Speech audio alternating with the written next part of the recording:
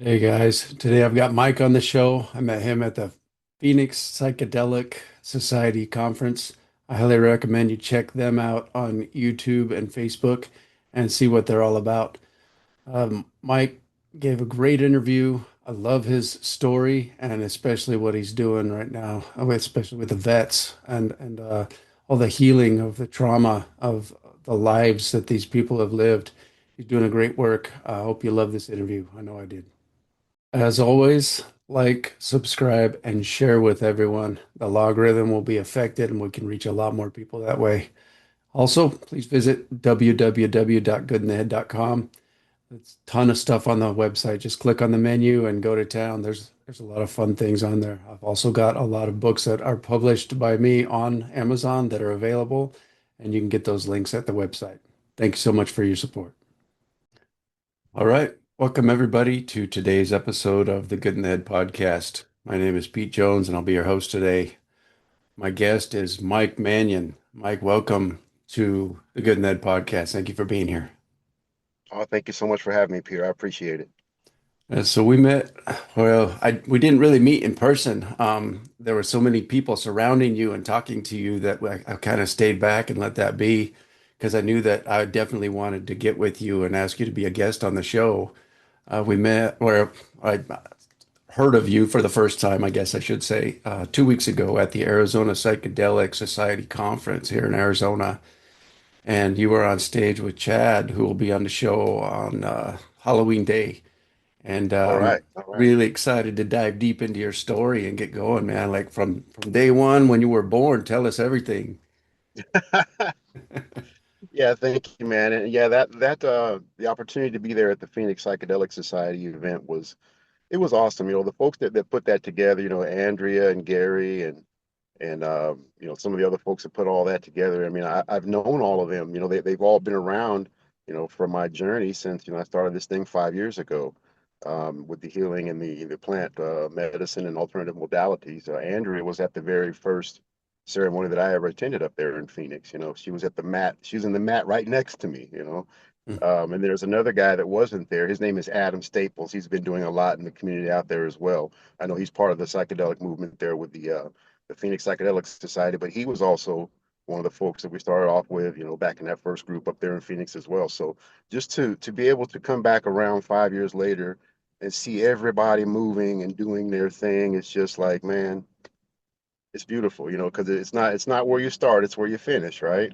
Yeah, and we're never finished, right? We're never finished, right? It's like, we were talking about that the other day with a friend of mine. It was like, okay, so as it pertains to healing, right?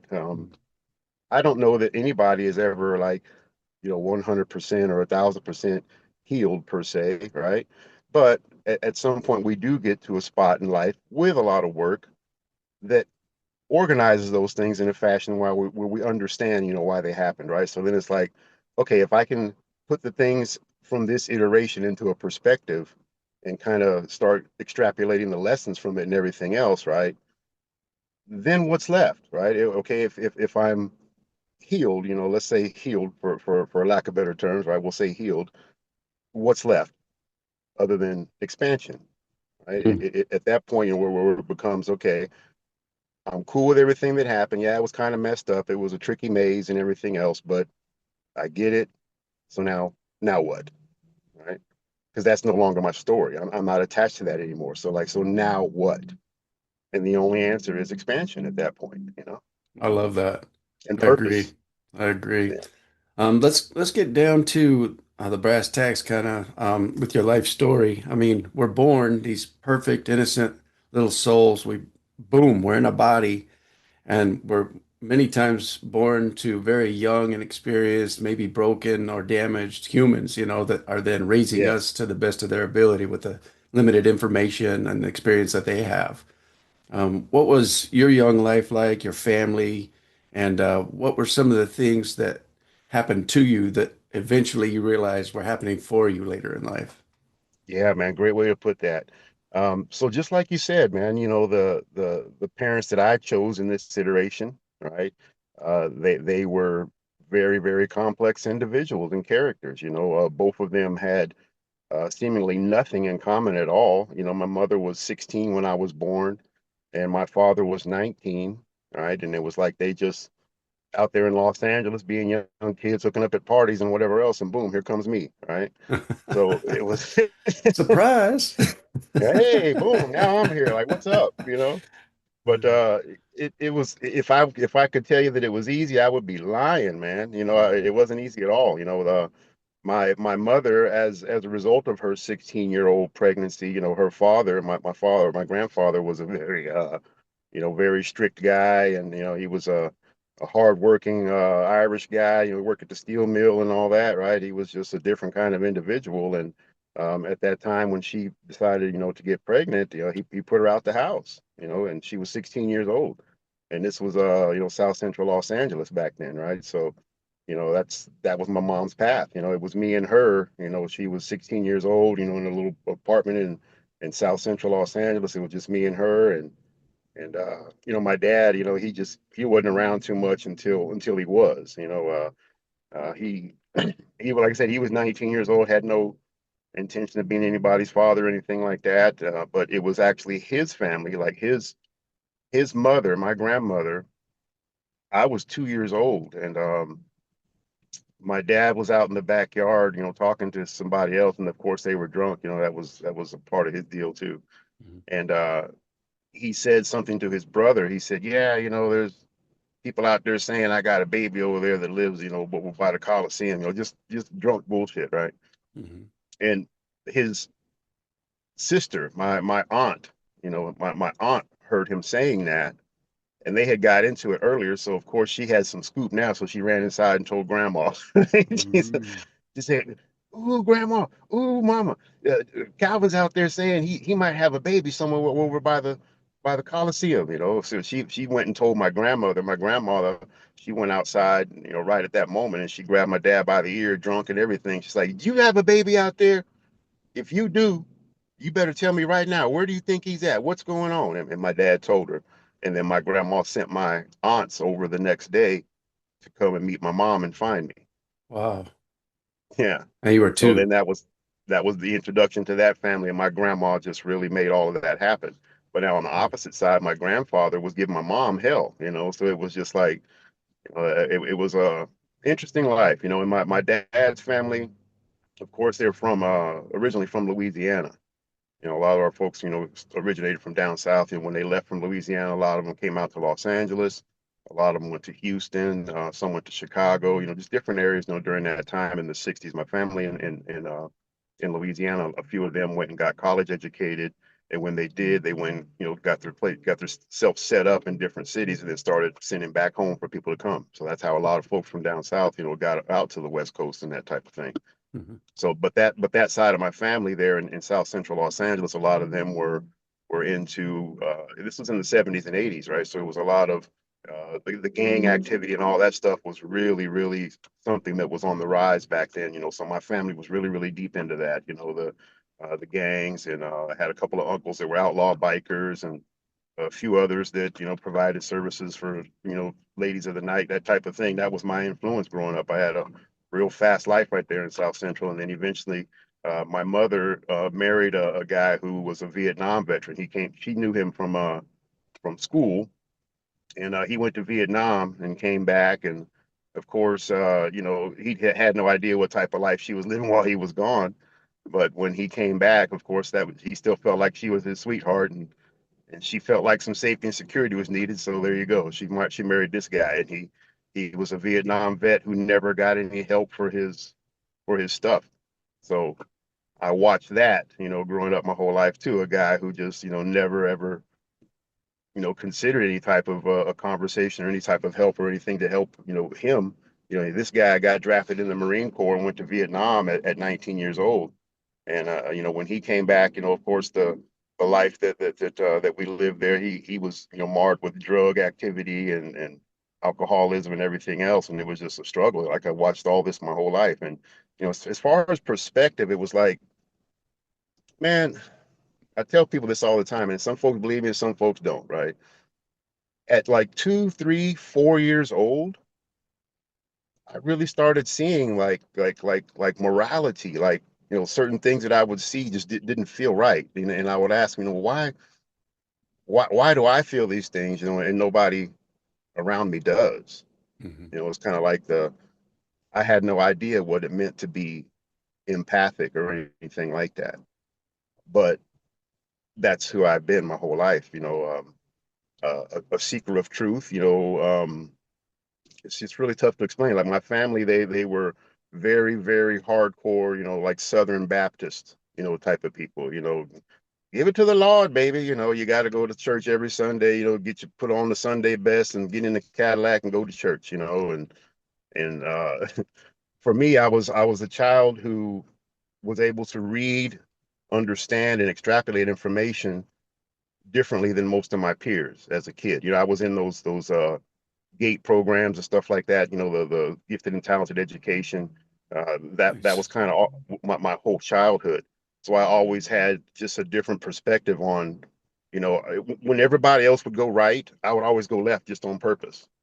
Just on purpose, if for nothing else than to stop and look for a second as to what happens once they go right. What I mean? I was always just contrarian, and sometimes I couldn't help it, and I didn't even know why, right? But of course I now I love do. that.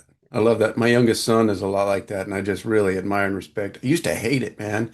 And then I realized the usefulness and the feedback and information that comes from the opposite, like, hey, let's think differently for a little while and see what happens and see what comes. And it's an incredible gift, actually. I like that. Yeah, How old were you but when it's that dad came into your life, your stepdad? about 6 years old. Okay. And Yeah, I'm about 6 years old. guessing, So this had to be 1976, 77, around that time frame. okay. And he had went to Vietnam, and his term of service was over like in 74. And then he started coming around, and then eventually they got married. Yeah. Wow. Hmm. Wow. So you were very young. I'm guessing you probably felt out of place a lot. What was that like? Oh yeah, definitely out of place, because I understand now, what projection and all that stuff is, right? Mhm.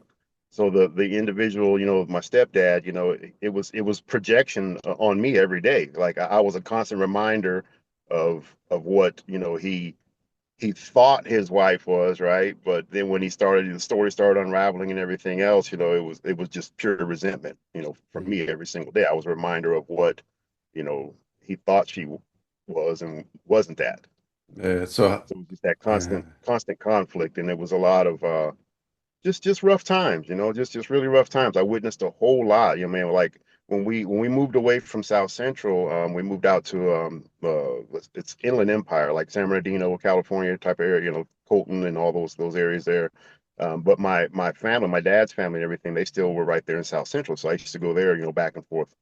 That's where I wanted to be. I didn't even want to live with my mom and her husband, but of Mhm. course mom wouldn't let me stay with grandma and them, right? So it was just kind of a back and forth type of thing. So just very two contrasted lifestyles, but at the same time, my grandma's family from Louisiana, almost every summer they would do like a family reunion caravan type of thing where the folks in LA would roll out. We would link up with the people in Houston, and then we go to Louisiana. So I had that country influence in my, Nice. I just had all of that, right? Like the real fast, slick city upbringing, but at the same time, very country and family rooted with a whole shitload of conflict at all times, right? It was just like, wow, what is this, right? So, um, church. Let me get back onto that. At like 8 or 9 years old, again, I used to read, pretty well. I still do read a lot, but the uh, some of the lessons in the Bible, not to get too critical and all that, but just I will say that there were certain things in there that they would tell me to read, and I would have questions.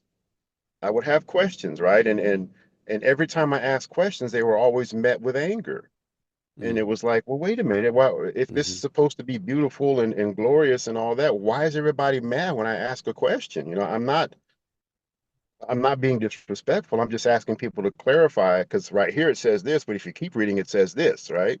So when you go back and ask for clarification on that, then you're being disrespectful.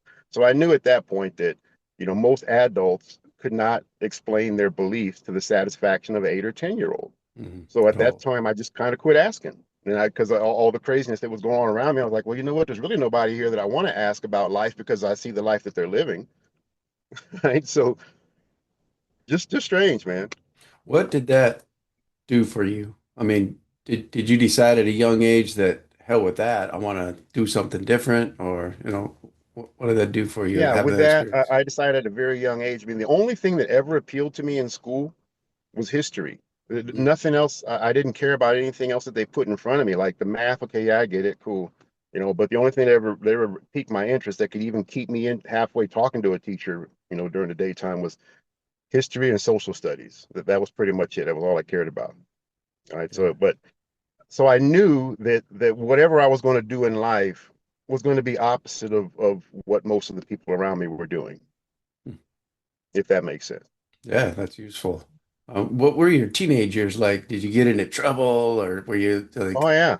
book Yeah. nerd? I Yeah, mean, my what was teenage that like? years, man, I was just full of, again, I didn't think any adults around me were worth talking to in terms of getting their advice, right? So it was just a lot of just trial by error, trial by fire. I did a lot of crazy stuff. I used to drink a lot when I was a teenager.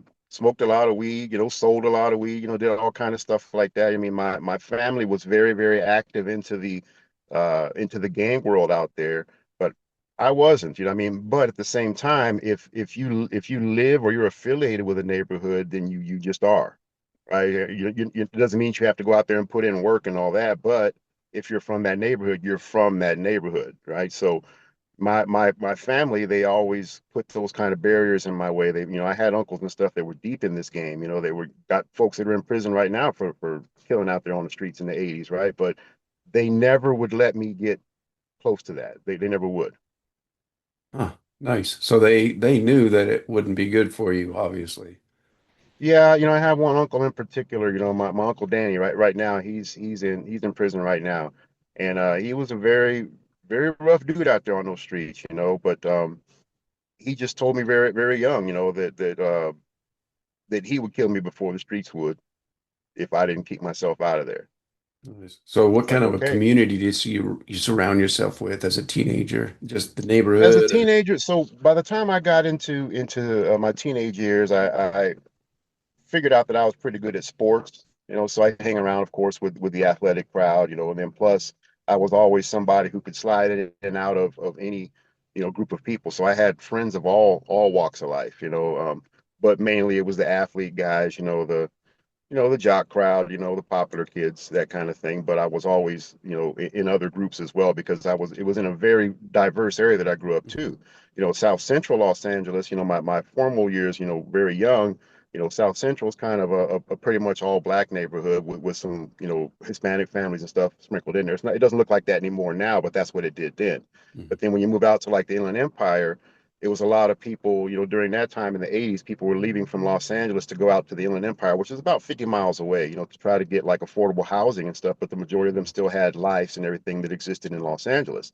Like the majority of the kids that I went to high school with, their parents, worked still in Los Angeles. They would just make that commute every single day. So, it was like a bedroom community. Like Um, a lot of latchkey kids, like going home to an empty Yep, house, kind grew up of. as a latchkey kid. Yep, because my mom ended up having two more kids with her husband, and I was the oldest. So it was like, yeah, definitely latchkey city. Back then, we used to walk to school every day and come home and cook your own meal until mom and them got there, all of that kind of stuff, right? Plus, football practice and whatever else. So, a lot of responsibility, but at the same time, observing all of the craziness that was happening in my house too, right? Because my stepfather he was very good at what he did. The guy was a tile setter.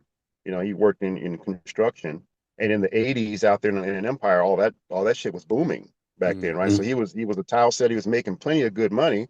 But every Friday, when he would get paid, it was cocaine time, or liquor time or whatever it was. So it was like there was just never anything there. Right. So at 11 years old, man, at 11 years old, I went out and got a paper route because I remember asking my mom one time if she could buy me some Nikes. This was when, Nikes had got popular back Hmm. in the early 80s, right? I knew good well my mom didn't have the money to buy me no Nikes. I mean, I was a Pro Wings kid, man. The best shoes I ever had came from Payless. Yeah, Kmart. Yeah, Right? yeah. So I remember asking my mom, I saw kids at school and stuff with Nikes and all that, and I was like, man, I would sure like some of those. And I asked my mom, because she gave me some Nikes, and of course she had to tell me that she couldn't, right? But man, I've never felt like such an asshole in my life. I mean, since that moment, I've never felt like a bigger asshole. Like I knew that she didn't have it, but I asked her anyway. And when I did ask her, it was like I don't know if it was like a perfect storm of other things that were happening, but it just like it made her break down in that moment that she was disappointed that she had to tell me no. Mhm. So I was like, okay, I'm never going to make my mom feel like that ever again in my life, right? So about a month later, I had this soccer coach, that was a district manager for the Sun Telegram, which was a paper there in San Bernardino. And you were supposed to be 12 years old to be able to get that job, but he knew what my situation was, and he gave me a job as a paper boy. So I used to get up every morning and I fold those papers and go and deliver them. That was true. I did that for 4 years. Every single day. It was like, there should have been like some child labor laws. I don't even think you can do that shit anymore. No. Uh, I remember one time when I was about 8 or 9, there was a kid in Show Low, Arizona, had a paper route, and I went with him just to see what it was like. Woke up at like 3:34 in the morning, folded a bunch of papers with him, rode my bike and watched what he did. And I'm like, hell no, this is not for me, man. It's Yeah, rough. man. And brother, I did that every day faithfully for almost 4 years because I didn't want to ask anybody for anything. But That's even cool. even with that, whenever my stepdad would go on the benders or whatever and come home with no money, my paper route money would get taken. Mhm. So it was Man, like, well, shit, man. If I can't do this for myself, it was just crazy lessons, man. But at the same time, just also lessons in understanding that if you want something, then you better get your ass up and go get it. That kind of yeah, thing. Right? I like that. But still at the same time processing everything that was happening around me and just wow, man. It was quite a bit. And then I couldn't I actually I couldn't wait to get out of there. I couldn't wait to get away from, all of that, right? And of course I was halfway smart, so I was probably like one of the only people from my mom's side of the family that ever, even thought about going to college or was eligible to do so. So by the time I graduated from high school, I went to college. I went straight to college, and I was there for a year. I went to school up in Fresno, Mm. and I was probably about 19 years old, and then lo and behold, boom, here comes me. Now I'm a dad. I got somebody pregnant my freshman year of college, right? Okay. I was like, wow, okay. And here I am, I'm the first, one of the first kids from my mom's family to ever go to college. The money and everything was super tight. I was up there pretty much eating top ramen and microwave burritos half the time, and now all of a sudden I'm somebody's dad. I'm like, well, shit. Mhm. So by this time, I had fix the relationship with my father. My father started coming around a little bit more when I was about 5 or 6 years old, so it was, I knew him, and it was everything was better, right? Well, when I made my daughter, I called my father and I said, Dad, I said, hey, I, I got somebody pregnant here. And he said, well, I guess it's time for you to go to work then, because you could have stayed home and got somebody pregnant. Didn't need to go to college to do that. Thanks, Dad. Right. But the simplicity of the message was, yeah, okay, yeah, he's right. I mean, you're now it's time to go to work. You got to do something, right? So that's what took me to the army, right there. Okay.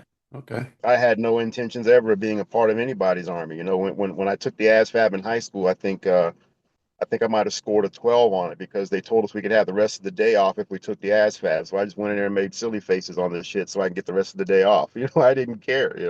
The military was the furthest thing from my mind.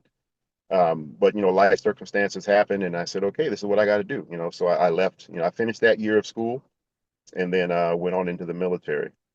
How was the relationship with the gal that you had that daughter with?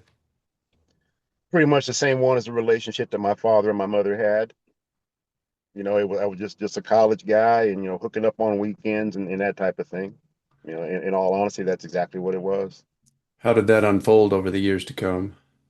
Well, over the years to come, I understood that, from my own personal experience, that um, being a father meant, if nothing else, it meant just being there, right? So Mm, from the time that this whole situation was conceived, we never truly had like a great, boyfriend girlfriend type of relationship to build on or anything like that. And even with the baby coming, it still just wasn't anything there to build on. mm, However, she never kept me from the child, right? So I was always able to nice. be present and as much as I could because I was in the military at the time as well. So the relationship with her never yielded a marriage or anything like that. Just a child. Just like my situation. Like boom, I'm here. And Mm, that's how it kind of is with my oldest child as well because she's very much, very very much like me. Very very alert to everything and like her situation was difficult in the beginning as well and in fact if I fast forward just a little bit when I started my healing journey, my very first ceremony that I went to up there in Phoenix, they dropped me in 5 grams of mushrooms. I'm 49 years old, hadn't cried in 15 years. And my friend convinced me, one of the friends that I grew up with out there in California, we used to throw the paper routes together. Um, he and I both went into the military. He went into the Navy, I went into the Army. Um, he watched, we stayed in touch, of course, through Facebook and all that kind of stuff, right? But he watched what was happening to me after I retired in 2013, through the advent of Facebook and everything. And one day he reached out and told me about the plant medicine journey and all that. And that's how I ended mm. up getting out here. But that very first journey that I did, um, the overwhelming message that night was fix the relationship with that daughter of yours first, before everything else. The 5 grams of mushrooms, man, I cried all night long. It felt like it was all night long. But it showed me, like it showed me, it made me sit and process, all the tears and everything that I pushed away for all of those years, right? I had to sit with that. But then after all of the painful stuff, it just showed me a picture of like just like a map, like how I could fix every single one, every single thing. Like, okay, go back to your daughter. This is what you do. Do that first. Go back to your ex-wife. It just showed me, right? But the overwhelming thing was my oldest daughter. Like go and fix that. And I did. I waited about 2 weeks and I called her and I said, hey, what would you think if dad asked you to come and do some mushrooms with him? And she just started laughing, right? She was like, who in the hell gave Sergeant Slaughter mushrooms? That's funny. She's like, you mushrooms? Like, yeah. So she did. She came and we've done a lot of healing work together, in that space. We started off, with that same group up there in Phoenix, doing a lot of healing and just, having those expansive conversations about, each character's spot, throughout our whole family. We broke down our whole family. We've laughed about it, we've cried about it, we've done all those things, right? But now still here we are with at this point still with friction, right? Because it's like even though you go through these things, it doesn't mean that everything's going to be okay, right? Because now that we've gotten to know each other on such a spiritual and soul level, it makes the conversations even different, like parent wise, right? Because Oh in yeah. all actuality, we have to realize that sometimes maybe this soul that I'm talking to as my child has done this shit 20 times more than I have, Yeah. possibly. That's actually that sounds magical, and I'm guessing that's why they call them magic mushrooms. I don't know. But before we get deep into the plant medicine, I'd like to go back, if we could, to boot camp and your experience in the military and the Army. I've got one son that just got out of the Army last year, and another son that was in the Marines for 4 years, and they're both going to college now. I actually uh, I wrote a book. It's called Homecoming. Put it out on Amazon, and it's kind of a soul guide for vets coming back. And I know I need to revamp it. I want to add stories like yours in there for sure, and say, hey, man, there are so many ways to do some work to get away from the addiction, the trauma, and start healing and create a more beautiful life for yourself. But I'd really love to Yeah. hear your journey through the Army, if that's okay. And then we'll get Yeah, into plant absolutely. medicine. With the Army, my very first enlistment, I got into the military police. I went and did the ASFAB and everything. Um, of course, like I said, this was after a year in college, right? I called the recruiter there in Fresno, and I was interested in doing the military and everything. And he said, "Well, have you ever taken the ASFAB test?" And I was like, "Well, yeah, I took the ASFAB, but I really didn't put a whole lot of thought into it." And well, even back then, he was able to call down to the LA Mets or whatever, and he pulled my glorious ASFAB score from high Glorious. school. Right? The So then 12, he said. yeah, yeah. So he calls me back. He's like, "Hey, man, are you sure you can pass this test? Because you didn't do so hot." Like, "Man, I can pass it. Just give me a chance. Come on." So we went, and I scored like 80 something on the ASVAB. So I could have had any job that I wanted, but military police is what kind of just stuck out to me that first enlistment there. And so I did. I joined. I joined that the first enlistment, active duty. I went to basic training at Fort McClellan, Alabama. That was back then they used to do OSUT, which is one station unit training. So I did basic training and AIT at the exact same place. So we did basic training at Fort McClellan, and then we went over there to the other side of the base and went checked into MP school. And then so my first duty station, after AIT and all that, I was at Fort Lewis, Washington. So now, of course, when you sign up for the MP Corps, when you go in there to see the recruiter video and all of that, they got the guy standing out there on the gate with the white gloves and all that cool stuff and patrol cars and all that, right? Man, I didn't see nothing like that when I got to Fort Lewis. When I got to Fort Lewis, I was one of like 30 guys. It was an MP platoon that was attached to an infantry brigade. Hmm. So all we did was, the field aspect of it. I didn't see no white gloves or none of that shit. It was like every time somebody in the brigade went to the field, oh, MP support, MP support. So it was like, okay, this sucks. But anyway, after I did almost 2 years there at Fort Lewis. And before I got ready to leave, I had this really good supervisor. His name was Sergeant T, and just a real deep guy, and a really good dude. And he was part of the Masonic Order. Right now, I was a young kid and didn't really know much about that. But after spending that year and a half with him as my supervisor, he kind of took me under his wing and started telling me, just kind of how to make it, because he knew that I was moving a little differently than most of the kids that he saw come through there. So he kind of gave me some pointers. He said, "Look, man, before you get ready to go to your next duty station, I want you to go and do, Soldier of the Quarter Board, do all this stuff. And then, if you win Soldier of the Quarter Board, you can pick a service school en route to your next duty station." So I said, okay, and in the MP Corps, I mean, the way that you advance is through the specialties. And you can either, go K9 or, stuff like that, right? Hmm. So I took his advice and I did that Soldier of the Quarter thing, and I ended up picking I picked up military police investigation school. So like Interesting. MPI school. Yep. Yeah. Picked that up. And then my follow-on station, I went to Panama. I went to Panama, and it was a 3-year tour in Panama, and I was a military police investigator down there. So the very first thing you got to know about Panama is that during that time frame, the USARSO, U.S. Army South, I mean the main function down there was the war on drugs. Okay. Right. So yeah, they were flying a lot of those missions out of Howard Air Force Base. They had the AWACS, airplanes, with the radars and everything. That was, we were going real strong during that time in the 90s, in the Darien province, Colombia and Panama. Now this was, when I ended up going to Panama, this was post Noriega, right? So Noriega, all that stuff went down like in 89, 90. So I showed up in Panama in 1991, right?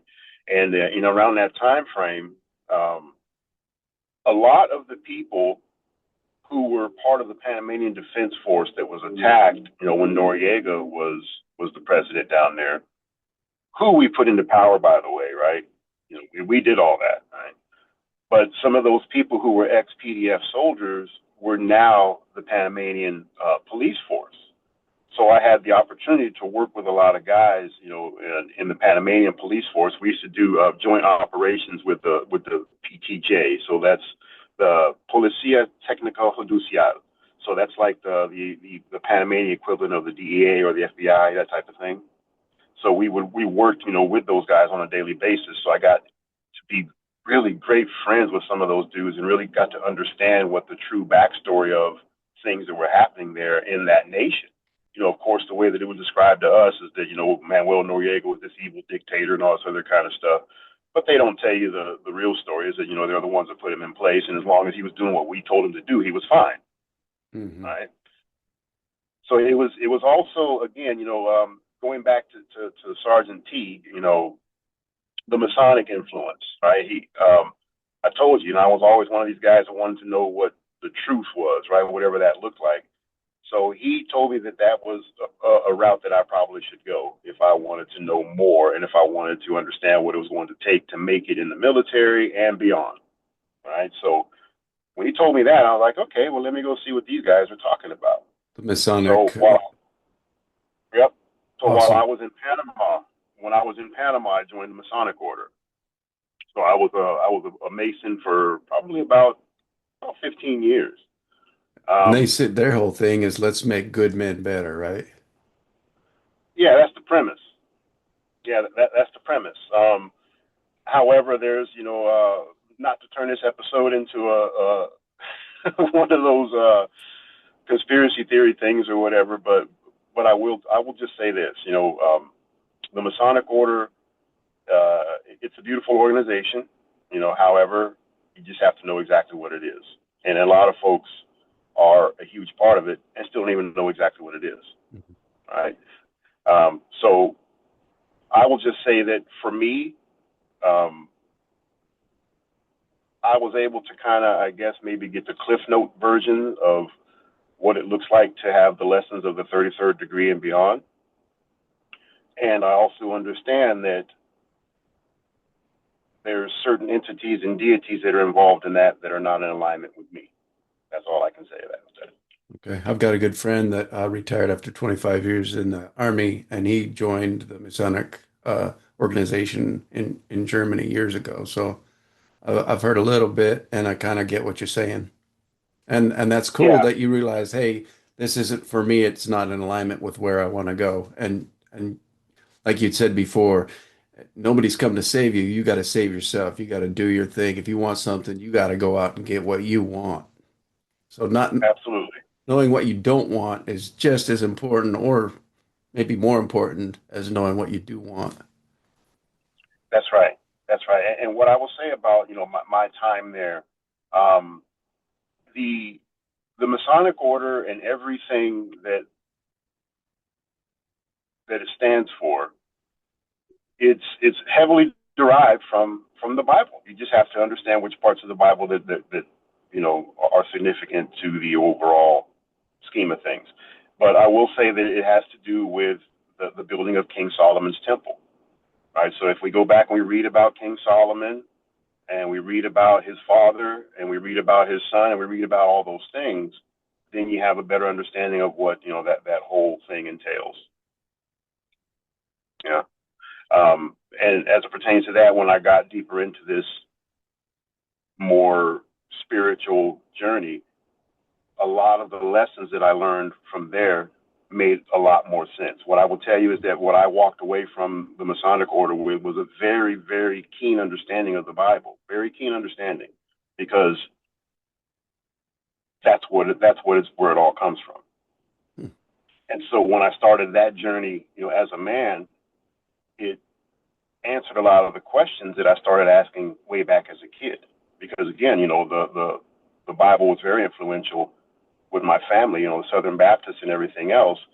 And again, back then when I would ask for answers to questions, there were none to be had. It was always just, well, you don't question the Lord, baby, and all that kind of stuff, right? You disrespectful. Who are you to question the Lord? So did you get those questions answered eventually later on within the Masonic Yeah, organization? yes, absolutely, absolutely, I Nice. did. The Masonic Order answered a lot of things, but also led me to a lot of different places of knowledge, right? It made me to understand that there's no one singular place where one can extract all the knowledge. It's just not, right? There's way too many things that precede the Bible and all this other kind of stuff, right? So you start really looking at like, the Sumerian tablets, all these different things, Egyptian Book of the Dead, all these different theories. You go back and look at the 42 Rules of Ma'at, which is where the Ten Commandments came from. All these different things have derivatives, right? So then when you start, kind of separating them and then putting them back together, that's really the only way to do this. If somebody says there's one singular way, okay, good luck. Yeah. Yeah. Interesting. Wow. I had an uncle that was a ranger down in Panama around that same time, Bob Jones. And I never really, I regret not getting to know him better and hearing his stories and what he learned. But what was going on in Panama and within your Army career and all of your life experiences while you were also simultaneously doing uh, the Masonic work? So what was going on then? Again, the the time frame. Pablo Escobar was still alive next door, in Colombia. So again, that big war on drugs thing was happening, but it was also, at the same time, I can honestly say that was when my own personal awakening and being able to compare and contrast what I was seeing versus what people were being told and all that. That's when all of that really started hitting me, and I started being conflicted about what was happening, right? Because when I understood that eventually I understood eventually that those operations and things that were happening down there, a lot of it was sanctioned by the CIA, and then there were drugs that were being brought into the United States as a result, all these different crazy things that we can read about now factually, right? I was seeing them then and like, well, wait a minute, this doesn't make sense. Like, okay, yeah, it's pretty bad that the United States brings dope into the United States, but then let's look at where they put it once they do.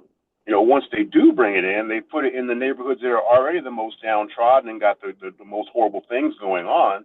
So then you're like, well, wait a minute, this has to be by design. Now what do I do? Here I am out here, being an instrument of all this craziness, but I understand that it's not right. And supporting something you just don't even agree with. It doesn't make any sense. But then, what do you do? Yeah. What do you do? Do you go run to the general's office and tell them, hey, sir, this ain't right, and I ain't doing it no more? Yeah, probably a bad idea. Not a good Probably a life bad idea, strategy. right? What did No, you not a good do? life strategy at all. I sucked it up and drove on, man. Like I said, I started putting the pain in my pockets. Started Hmm. putting the pain in my pockets years ago, right? And I just had no idea, how much more of that could fit in there, You right? must have So had a lot of pockets, man. That's a lot. yeah, yeah, and it just, nothing seemed real, man. And who do you tell that to, right? I mean, in my whole military career, man, the whole time, that I was out there, I only met a few people in that space that actually even saw things kind of the same way that I did, And then we had to. It was like you had to be clandestine within that, Mhm. you know. Wow, that's a dangerous world. Yeah. So the assignment that I had there in Panama, I ended up staying there. I went down on a 3-year tour, but I enjoyed it so much, man. I ended up staying down there 5 years. Right, so the first tour was up after the 3 years, and I was like, well, I like what I'm doing here. Can I stay? And at that time, they let me, and then they let me do it again. But at that time, after extending twice, then my actual contract was up, and it was like, okay, well, you're going to have to re-enlist. Mm. And I said, well, at that point, I think I had maybe 7 or 8 years in, and I knew in my heart that the military wasn't going to give me anything um, after Panama that would make me as happy as I was while I was there. You know what I mean? Because and then they started coming back with the follow-on assignments, and the first one that popped up was Fort Drum, New York, and then what was the other one? Fort Bliss, Texas. Going back to that infantry stuff, and I was like, you know what? No way, I'm not going to do that. I'm over it. So I got out. That's when I got out of the military the first time. But I stayed in the reserve. So I got out and I went back to Los Angeles, and I got a police job. I worked for the Federal Protective Service, well, the Department of Defense. The Department of Defense Police there in Los Angeles. We worked at the Federal Protective Service building there, but it was actually for DOD. So I did that for a while, and same thing. I started looking around in there, and I was like, wow, this law enforcement thing, nah, I don't like it. I don't like it. So I left. I left Los Angeles. I decided to move to Louisiana, go back to Louisiana, and that was a wild thing, But I did it because I was like, okay, I just don't want to be in Los Angeles. This I don't like it. I just want to go back to somewhere smooth and cool and country. And so I decided to go to Louisiana. But like I said, I stayed in the reserve. So this was around 1999, 2000. I stayed in the reserve, and I was working there in Louisiana. I got a new job, and 9/11 kicks off. Mm. So then 9/11 kicked off, and I ended up being activated for a period of 2 years. But this time I was in the Air Force Reserve. See, I got out the Army and joined the Air Force Reserve. Okay. So I got activated to go to after 9/11 in the Air Force Reserve component first. So I did 2 years of active duty after 9/11 as an Air Force reservist. So then after that period was up, it ended up being like 2 years and 6 months total.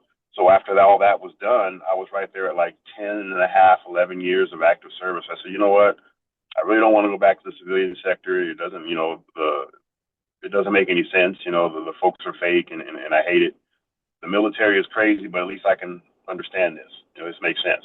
So I said, I'm going to try to find a way to go ahead and get these last, 8 or 9 years and punch out. So then I switched from the Air Force Reserve. I went, Air Force Reserve kept me on active duty for 2 years. But then when I applied to go back active duty Air Force, it was like, no, we don't take prior service. Like, what? Wait a minute. I just served 2 years in the Air Force. What do you mean I can't come?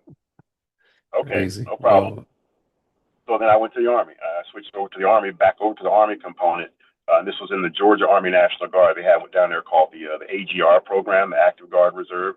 So I went and did that I went in as a recruiter for the Army National Guard there in Georgia, in Atlanta area, and that's where I finished up my military career, was there. So I did 3 years on the street as a recruiter, and then I got promoted to station commander, and then eventually I taught senior ROTC at Morehouse, Clark, and Spelman colleges there in Atlanta. I made E8, and I was a first sergeant for the recruiting battalion there. I had probably 30 recruiters underneath me, and then another 200 kids that were assigned to the recruit sustain program. Oh, Yeah, so that's how I finished my career doing that.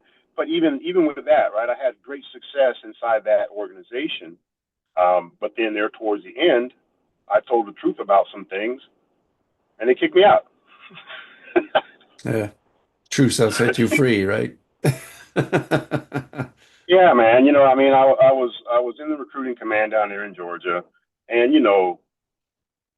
recruiting. I mean, if you Google all these stories about recruiting, I mean, you can see it's out there, right? It's crazy. I mean, recruiting is one of those things where they're going to give you all the rope and everything that you can in the world to hang yourself, right? It's like there are so many different things.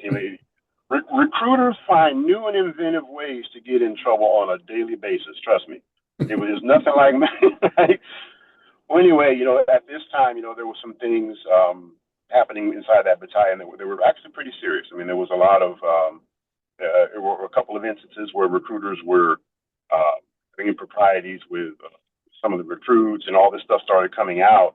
And I got behind one of my recruiters who had this had happened to her, and she brought it to me, and I'm like, okay, well, you bring something to me, it's not going to die here. We got to figure out the answer to this. And I blew up some shit. Awesome. And, Good. but then they blew me up. Yeah. So That's what happens, man. that's what happens. Yeah. So then after I finished, the career in with recruiting, that was in 2013. Actually, the way that I ended up getting put out of there was, again, I raised a big stink and filed an IG investigation and got some people relieved of duty, had some commanders fired and all that other kind of stuff. But after I did all that, 2 months later, they found a way to spin me out on a non-retention board. Like, oh, okay, that was a pretty slick move. Yeah. So I won the battle, but I didn't win the fight. You know what I mean? Yeah. I won the fight, but didn't win the battle, that type of thing. But either way, it was one of those tower moments where I understood, okay, no matter where you go or what you do, or, all the awards and everything, all that stuff that I had won, 5 years prior in that battalion, being number one, all that stuff meant nothing as soon as I stood up and told the truth about some stuff. No, they didn't matter that I had been deployed and served the country, did all of those things. As soon as I didn't bow down and kiss the good old boy ring, none of it mattered. All right, so it was like, wow, okay, lessons. All right, so I left the military, and then after that, that's when I kind of fell into the stupor of the drinking and the depression and everything else, because when they put me out of there in 2013, I was like, well, what the hell do I do now? I mean, I've been doing this like to the best, been doing this better than anybody around me for the longest, but as soon as I let folks know what's going on, now all of a sudden, okay, you got to go. So that's what made me start spinning out initially. It was in 2013. I started drinking real hard and just like, what do I do next? What? Nothing is ever going to be right. That's kind of where I was for a while, man. In And a started hopeless drinking state. hard. Yep. Started drinking hard and got fat, man. I was almost 300 pounds. I started riding with a motorcycle club and just being an angry dude. But at the exact same time, brother, I was still going to work every day and making, damn near $100,000 a year. I don't even know how I was doing it. I was just on autopilot. Like nothing was important. I was emotionally disconnected from the kids, from the family, from everything. I was just like on autopilot, man. Just like nothing seemed real. And How at that else time, would you react? I mean, what else is there to do but that? Like you got to find some way to distract you from all that pain, and that's traumatic to go through, honestly, I think, yeah, man. for And it was anybody. like, it was just like, there were so many reminders in there that I knew all along. Like I started seeing back in the 90s that the whole thing was crazy and it was, ridiculous. But I just felt like, okay, if I just keep my head down, do what I'm supposed to do. But I even went and got a master's degree and all that shit. I did everything. I did everything they said I was supposed to do. But then after I got into the VA, right, I worked at the VA for 8 years. Hmm. And the position that I had at the VA eventually was I was working in employee labor relations, right? So it was like I had access to all the rules, guidelines, and regulations that govern the place because we were in charge of suspensions and the firings and the representing the agency and the Merit System Protection Board and all the EEO cases and all that kind of stuff, right? So I had access to all that. So, in my off time, I would read, I would read all those rules, guidelines, and regulations and everything, right? And then I got to be the best employee labor relations specialist that they had, and like it only took me about 6 months, right? But Nice. then some things happened around there.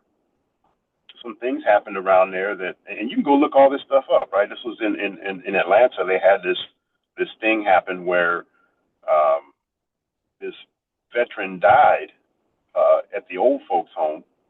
And when they discovered him, he had almost 200 ant bites on him. So he had been dead for quite some time, enough time for ants and everything else to be biting him and all that, right? Damn. Now, this happened in the Atlanta VA, right? Now, what they don't tell you is that very same building where that man experienced all those ant bites, they had told him to crash that building back in the 90s. It was bug ridden and infested back in the 90s. But instead of reallocating the money to do it, they were spending, $10,000 to $20,000 a month on fumigation services and having to shut down the kitchen 2 or 3 times a month and all this other kind of stuff.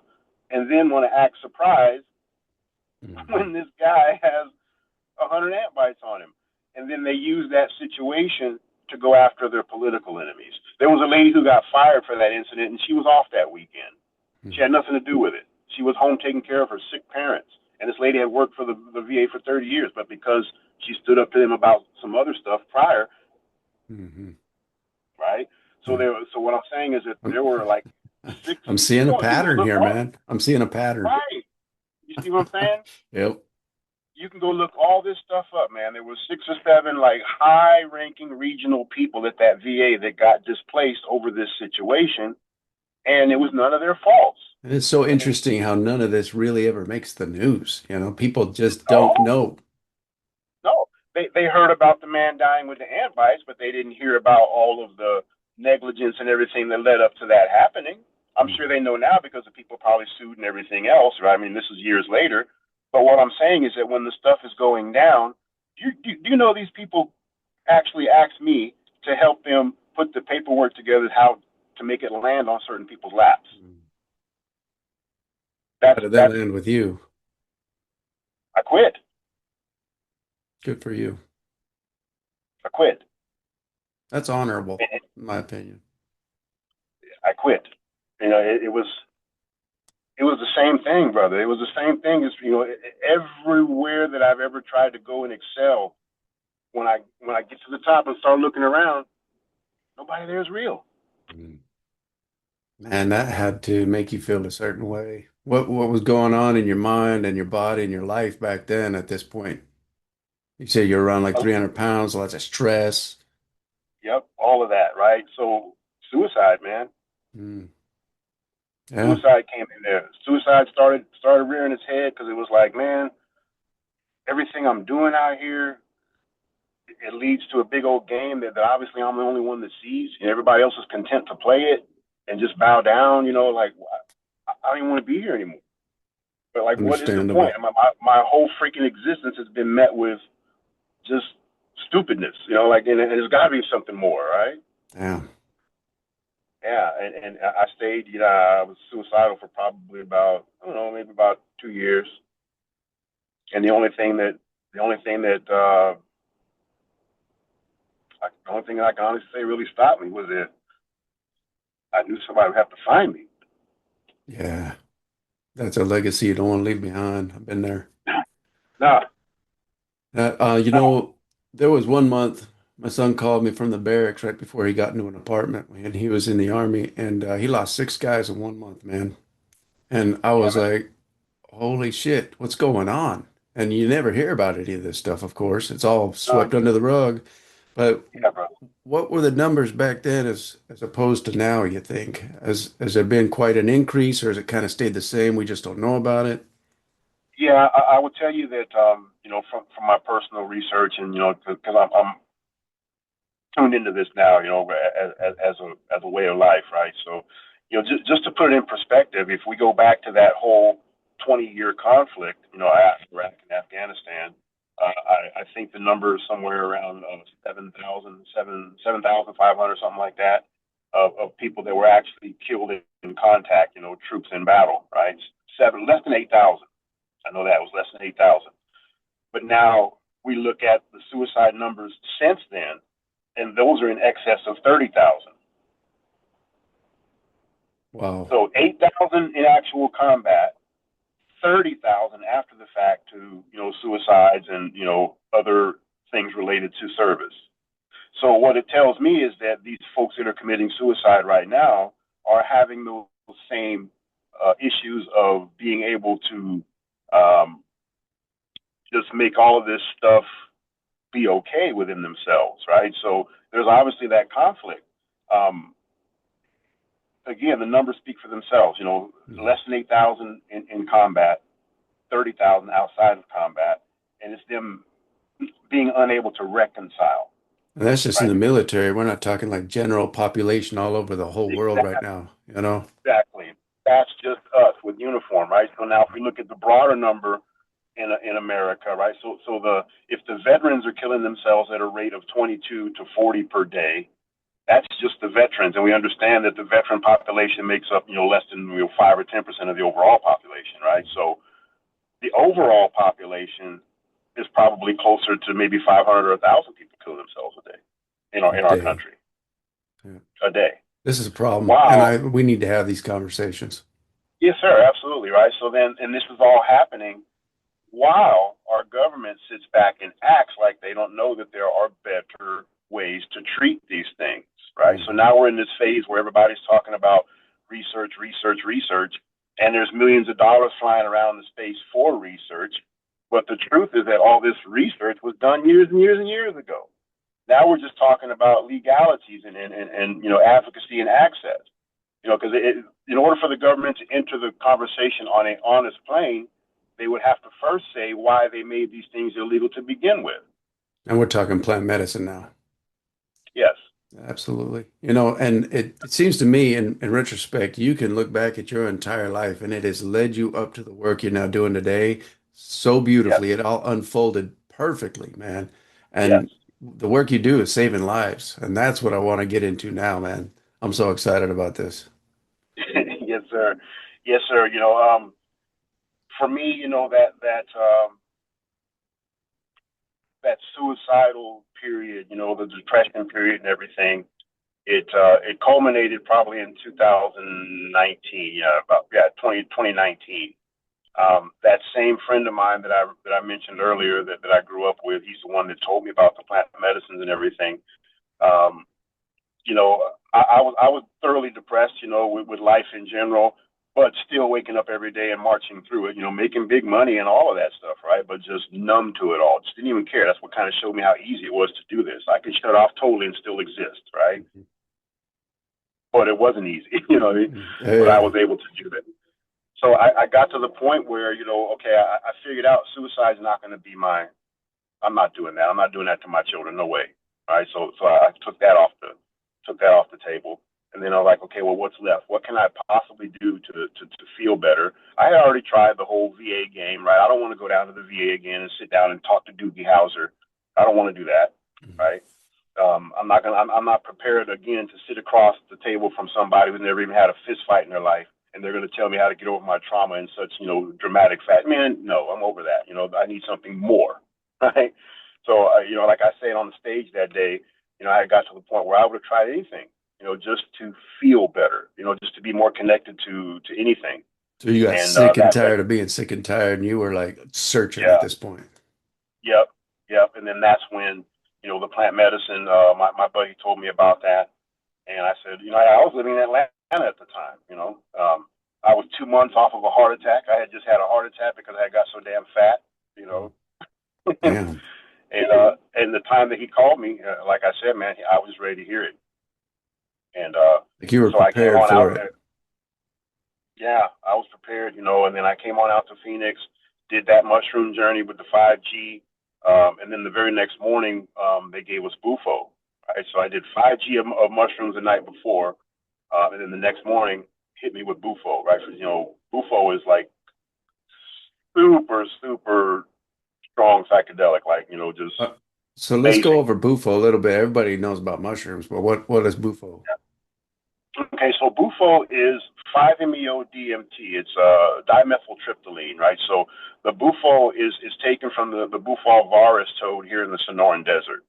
The venom from that toad is 5-MeO-DMT, which is the exact same thing that our pineal gland and our lungs produce in order for us to be able to dream. It's like dream juice, for a lack of better terms, right? So when you have this experience with the toad, you get like a direct injection of dream juice, or you go straight to the fifth dimension and beyond, right? So it's a very rocket ship, very spiritual, very connecting type of an experience, like a rebirth of sorts. A lot of people will say that they experience ego death. I don't personally like that term. I prefer ego dissolution, because I don't think that our ego ever dies. I mean, it's always going to be present. It's just a matter of, is it serving us or not, right? I So like I think that. that the dissolution part is necessary, because you have to rebuild it to where it serves you. That's a great reframe. I love that. What was your experience like? Were you expecting anything? Or did you have an intention or questions? I mean, what was everything like? A reference for where that journey was going to take me. I had never did anything like that in my life. Those 5 grams of mushrooms the night before. I mean, I had never did anything like that. And I had no no frame of reference for where it was going to take me, or I was totally open. But I wasn't scared. You know what I mean? I felt like, you know, if this is what life is, a fucking shit sandwich every day, you know. Yeah. Anything's better than that, right? So might as Yeah, well try it all. Yeah. yeah, let's put some syrup on it at least, you know, right? So, so man, like I said, I had no frame of reference for where that particular journey was going to take me, but the two of those things in concert just worked out beautifully, man. Like the mushrooms really helped me process all the emotions that night, and again, I was ready for that too, right? I mean, I didn't fight it. You know, I didn't fight any of it because I figured I had done all my damn fighting. Like, okay, just whatever I'm here to get, let me get it. You know, Nice. I ain't fighting nothing. Just give it, right? So cried all night long, and then after that, laughed all night long too because I felt like I had the answers. And then when they got up in the morning and when they hit me with the bufo, it was like, whoa, whoa, hold the presses here. Hold on just a second. Now you just confirmed for me that I'm a multi-dimensional individual. I've been thinking about this shit for years, but now I know.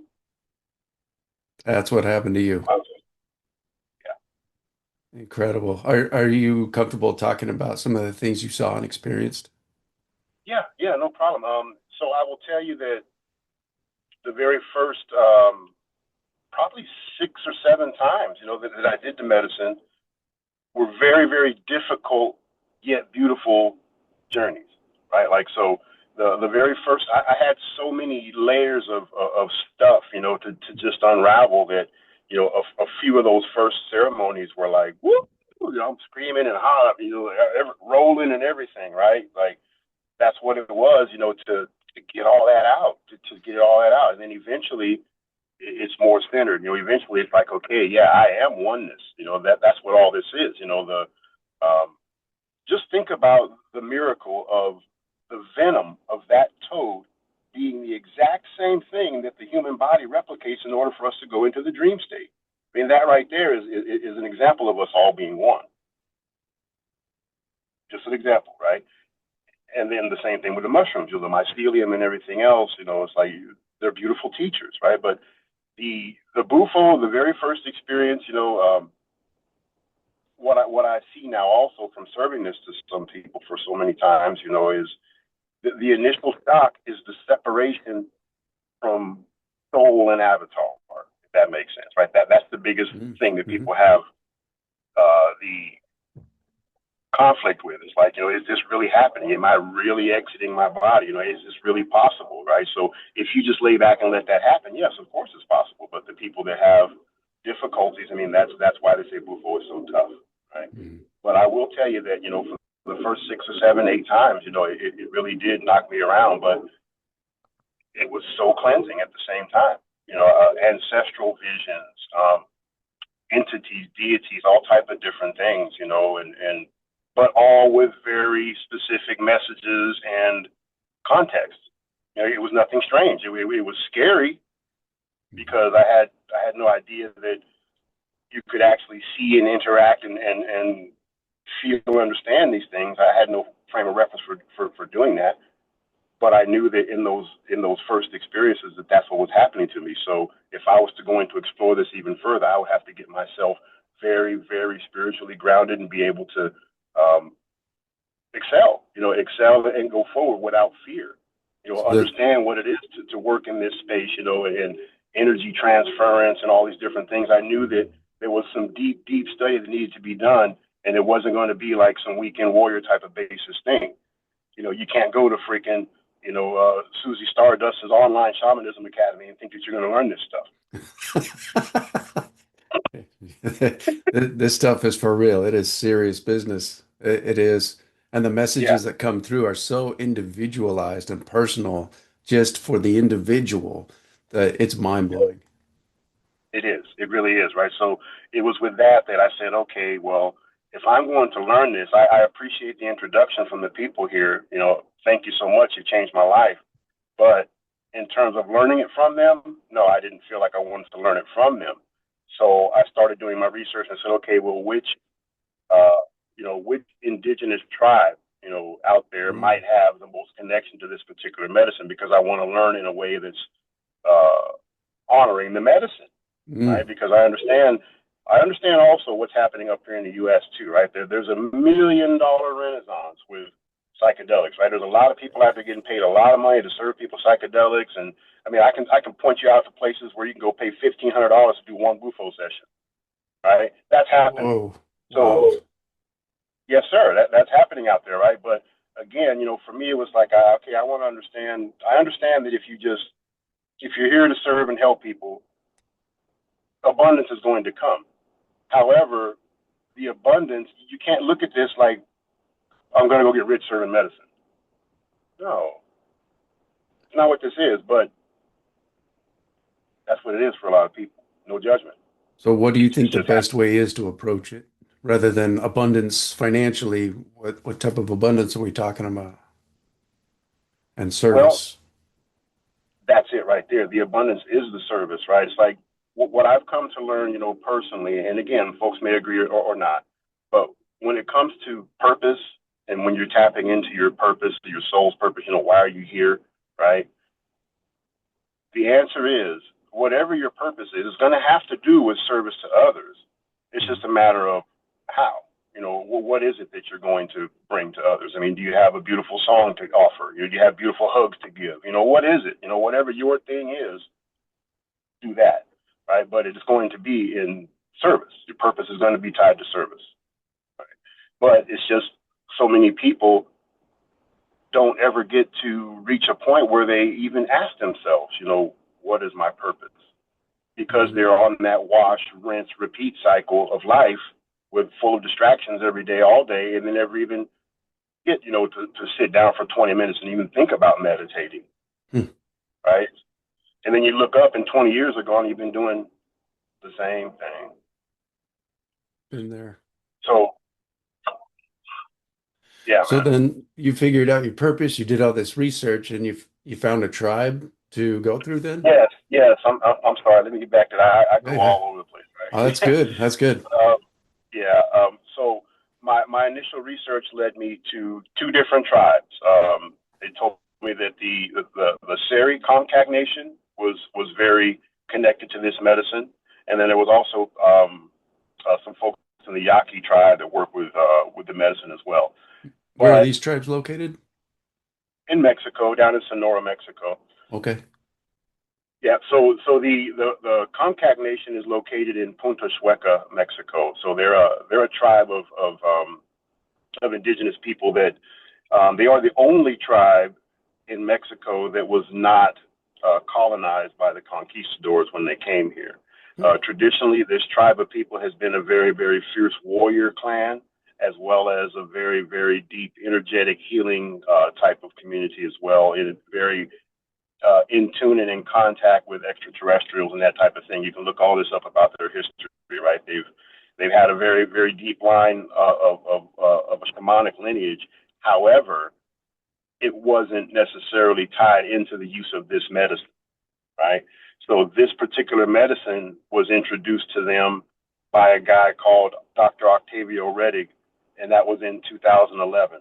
There's a Vice episode you can go out and watch that kind of details all of this. So Octavio Redig is one of the guys that's foremost and been out there serving bufo for quite a few years. He took it over to Europe and done a lot of great work. He's kind of a polarizing figure down there. I mean, you can read about him, and it is what it is. I've met him myself. Good guy in my experience, but he is the one who took the medicine out there in 2011 and introduced it to that Comcat community because they had a huge issue going on with methamphetamine and drugs, right?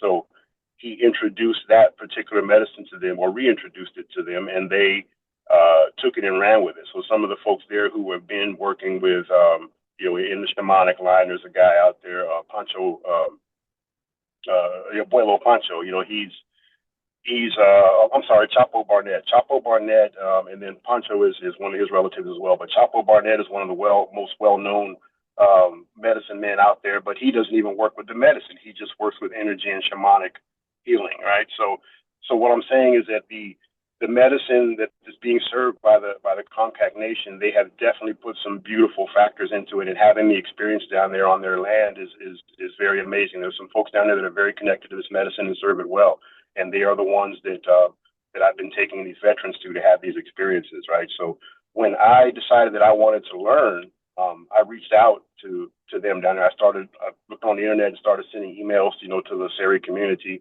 and it took me about a month. But another contact put me in touch with Luis Lopez, who was ended up being my medicine mentor, right? So this was all about 6 months after my initial experience in Phoenix with the medicine. I had decided that I was going to quit my job. I was going to go and just learn this because I knew that this was going to be able to help people. Right? I wanted to learn as much as I could about it. So I eventually got in contact with Luis, and I told him, I said, well, when he reached back out to me, it was a very simple question. He was like, I sent this email, it was long, elaborate thing, and he sends me back. He's like, what do you want? He's like, what do you want? I was like, well, I would like to come down there and do some more work with the medicine, and then learn more about it so that maybe I could help other people with it. And he said, well, you come down here and work on you first, and then we'll talk on working other people or working with other people later. And I That's was like, all wisdom right, there, man. That's cool. yeah. I said, fair enough, right? So about 2 weeks later, I packed everything. I packed up 2 weeks worth of clothes. I asked him, I said, well, when I come down, how long can I stay? And he said, well, how long do you want to stay? And I said, as long as I need to. And he said, well, okay, just bring, plan on staying at least 2 weeks. And I was like, okay. So I brought 2 weeks worth of clothes. I had no frame of reference for where this place was, what it was going to look like when I got there. I just put it in the GPS and I rolled out. And I went straight down into Mexico, 6 hour drive down into Punta Sueca. And when I got there, this guy standing at the gate. He was there. He was just standing there waiting. Like, okay. So that I checked in with him, and that I stayed with him 12 days that first time. And in those 12 days, man, we must have did Bufo, I don't know, anywhere from 20 to 40 times. I don't know, because it was all about just me, just digging in with me with that medicine, right? And man, I had 6 or 8 journeys before that were really, really rough, and I had felt like I was kind of hitting my glide path with that medicine and being able to tap into it with the folks in Phoenix. But then when I got down there with him and started the process all over again, it was like the first time going back in, man. I was rolling all over the beach and just kicking up stuff, and but the things that I was feeling and processing were ancestral. It wasn't this life stuff. You know what I mean? It was a deeper connection to what I was processing and seeing and feeling during those times, if that makes sense. It does. They've done studies like on mice and things, and I remember one study that they put this mouse through a maze, and at a certain point in the maze, it would shock the shit out of it. And pretty soon, through all the monitors, they realized as soon as it would get to that point in the maze every single day, it would kind of like stress hormones, brain activity. It knew it was going to get shocked, but it had to get to the other side for the reward, and it got pregnant, so they stopped doing it. And after these babies were born, they started running these babies through this maze. And literally, when these babies that had never been through the maze got to that particular point, same exact reactions. And it was passed down 8 generations before it kind of wiped out. So it makes sense. It does, right? So it's like, you know, same thing, same kind of theory as that one. But have you heard of the one where they did the experiment with the like the 5 monkeys? Same kind of thing. They put 5 monkeys in this room that was temperature controlled. They put a ladder in the middle of the room, and then they would hang a bushel of bananas on the ladder. Put 5 monkeys into the room, and of course, the very first thing they see is a bushel of bananas, and they run for it, right? Mhm. But as soon as they do, the people in the room turn on these sprinklers, get them all wet, and then turn the temperature down real, real cold. So eventually, the message becomes, "Hey, don't go after the bananas." So if they do go after the bananas, then the whole crowd starts beating them up, Mm.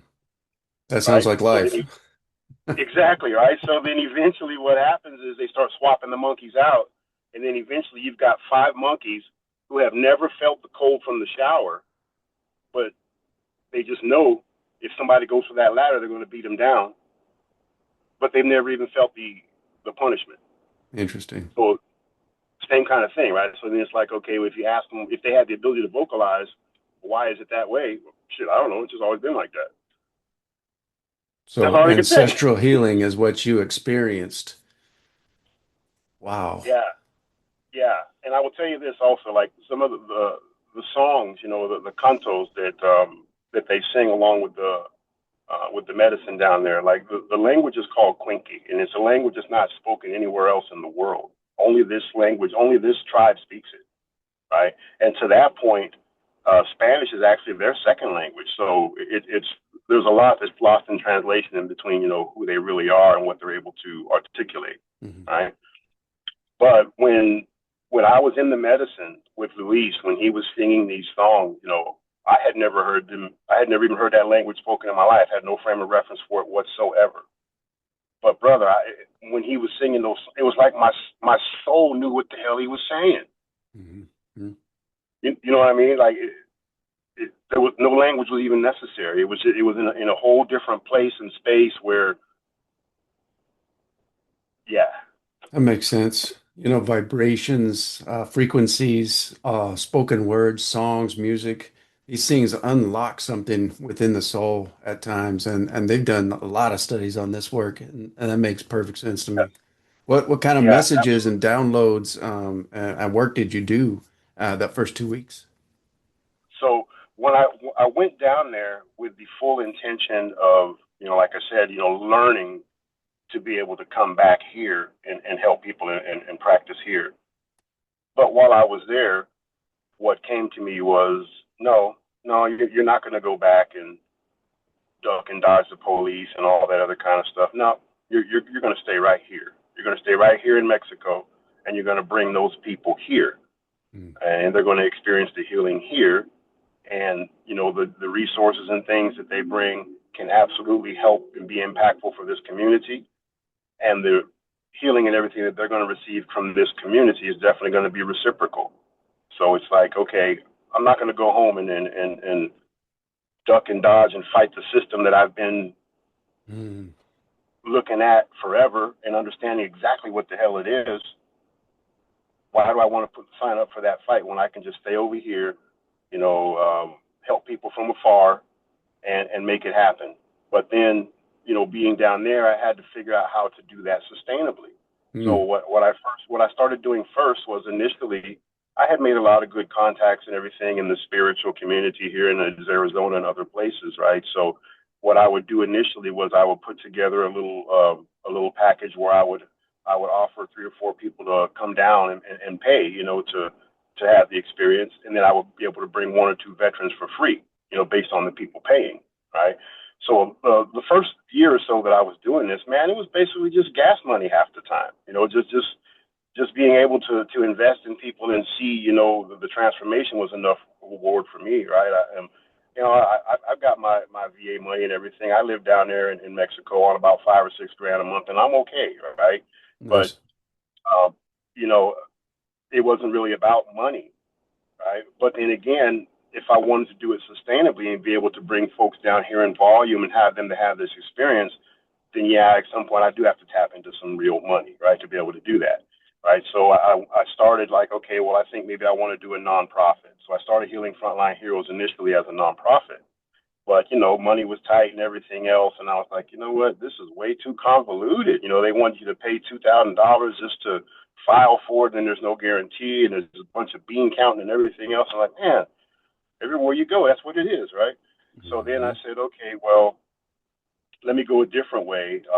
And I started talking, and making more connections with folks, and decided to go ahead and try to do uh, the 501 a church, a medicine church there in the state of Arizona. So that's when I got the idea to go ahead and put Arizona Warrior Assembly together, and I gathered about 5 different people who are active in this space in their own right, doing different things, and I brought them together as a collective so that we could put Arizona Warrior Assembly out there as a nonprofit that could be the location for folks to be able to donate and get their tax exemptions and everything else, and then make Healing Frontline Heroes an LLC that just performs the retreat services. So that's what we're looking at now is like Healing Frontline Heroes.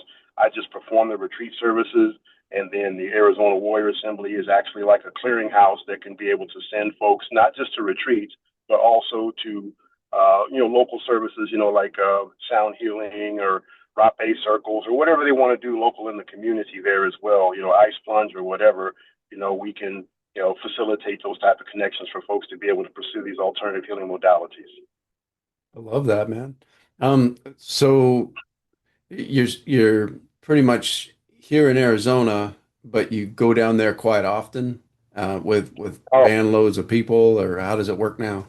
no, I actually I live there. I've been living in Mexico for the last 4 years now. Like the very first year that I went down there, I lived in a place called Kino Bay, which was about only about 20 minutes from the reservation because I was working every single day on the reservation and learning, and we were serving people from all over the world. People come from everywhere to have that experience down there in Oh Punta de man, Sueca. hell Yeah, yeah! so I did. Yeah, Wow, I lived down there for a year with Luis, just working and learning. And then that in Kino Bay, it's about 5 or 6 hours from the border. So I moved up closer to the border about 3 years ago. So the town that I live in now is Santa Ana, Sonora. So I'm about maybe an hour from the Nogales crossing. way cool. My wife's family's actually from Sonora, so that's cool. Oh, okay, yeah, yeah. So that's where I've been living in Sonora for the last 4 years, um, and also in Santa Ana, we've also got a toad sanctuary where I've partnered with a guy who's a lifelong resident of Santa Ana. He's been working in the medicine space for about 8 years, and we have roughly 600 to 800 toads down there at the 11 acre ranch. They're not locked up or anything. They're just in an area where they're off the roads and safe and be able to multiply in their spawning ponds and carry on down there in Santa Ana. One of the issues out there is that during monsoon season, a lot of the toads and everything will get ran over and killed on the roads because they congregate underneath the streetlights to gather bugs and everything else, right? So the sanctuary model is something that really helps keep them from getting killed off the street, and then also provides us with a source of sacrament, and it's done with ethical harvesting. Because that's another thing, Dan, that we can talk about that too, and times to come. But there's the sourcing of the medicine in Sonora, especially this particular medicine with the Bufal virus. There's a lot of people that are collecting it and selling it just because they know that it's worth money, but they're not collecting it with any reverence to the medicine. They're just collecting it. You know what I Mm. mean? Yeah, yeah. There's a lot of people doing the same with ayahuasca, shrooms, all kinds of medicines. And Yeah. these are sacred medicines, and you get out of these sacred plants what intentions and energy you come to that plant medicine with. If you're just partying it up and popping a bunch of shit, who knows what's going to happen. But when you got Yeah. intention and purpose and you're really on a spiritual path, it's a totally different outcome.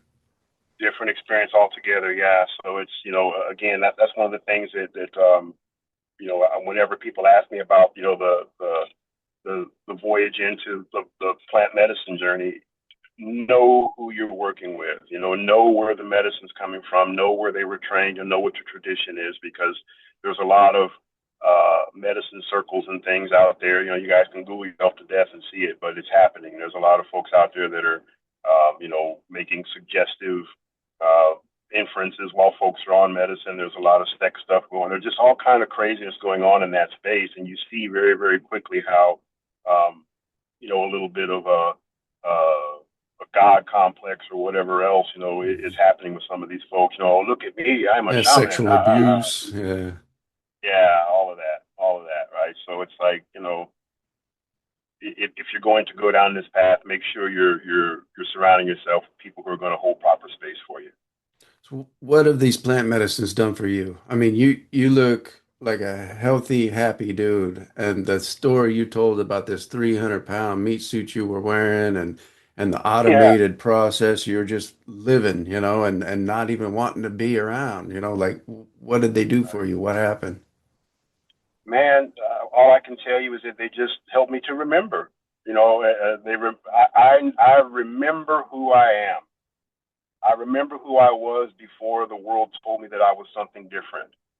I remember what I've done on this plane plenty of times. I've always had either the warrior spirit or the medicine spirit. I've seen this in my past life. This is who I am, and this is why this iteration never made any sense to me. And I woke up into it fighting, right? But and like you said, everything that I've gone through, the military, the law enforcement, all of those different things, the government agencies and all that. I understand exactly how they work now. I understand them way much better than most people would ever even imagine. right? I understand it, but I understand that it's not for me either. So that's a remembrance. Right? None of this ever made sense, and it wasn't supposed to. Mm. It took 50 years to unravel, but okay, I got it now. Hell yeah. I'm so excited to see how the rest of your next 50 years will unfold and how many people you're able to empower to finally help themselves, and there's something to be said about being a helper where you put yourself above them, they're the helpee, that's somebody that you're, in charge of, when in fact, all you're really doing is helping them to remember who they really truly are so that they can Yes, then uncouple or in it like distract themselves, if that's even a word, yes, from a that's society it. that is That's so broken that doesn't serve them at all. no, and it's not for me to tell you, what that looks like for you, right? And that's what I'm talking about. Like some of these folks get caught up in this guru thing, like, oh, let me show you how to heal. Let me tell you. No, man, Yeah. no. All I want to do is share the space with you that helps you remember this for yourself. Like empower you. Just remember. Once you remember who you are, the rest doesn't matter. Now it's just a matter of how do you actuate that. How do you turn that into something that sustains you and sustains others and everything else? Because I already know where the other road leads. I mean, I did 30 years of federal service, brother. 22 years in the military, another 8 as a federal employee. 30 years in that system. And what was promised? They said when you're done, you can get Social Security, you can get all these things, blah blah blah. Bro, I've been turned down for all that shit. Hmm. That's just crazy. Okay. That's the system Okay. we live in. And it's Yeah. crazy So to me that people all over the world, sometimes I'll be contacted like, hey, I need 4 grand right away for a chicken farm so I can feed my village, or things like that. And it's like they don't realize what this system is actually like for those of us who live in America. I mean, it is a great place to live. I love it. I'd fight for it to the death. But I'll tell you what, man, it's like they don't realize you got a $250,000 mortgage. You got the car payment, the insurances that legally are required to have at all times, the food yeah, prices, the gas prices. And most of us are just living check to check, surviving this system yeah, that yeah, is, I mean, the Tea Party back in the day, man, that was about what, a 2% tax? Here we are paying right. 30, 40% taxes now. And As where's a that norm, going? as a norm. Where's Right. that money going? It's not going to us, it's going to other countries and different, I don't know. I don't want to get into all that. Everybody kind No, of has you're their own right though. ideas. Yeah. You're 100% right. I mean, and that's the thing, right? So you got all these people that are waking up on a daily basis to argue about the left versus right and everything else, right? And it's just, y'all, come on, please get over that, right? Like at the end of the day, okay, whether you're a Republican or a Democrat, I think we can all agree that we need to know where our tax money is going, right? Okay, That'd be that's something we nice. should be able to. We should all be able to agree on that we should know where it's going. And then when you Billions. start billions, right? And then we start looking at where they actually are going. You're supposed to get a little bit mad. You don't need $2 billion going to Tanzania to study fish. Like, come on, what are we doing?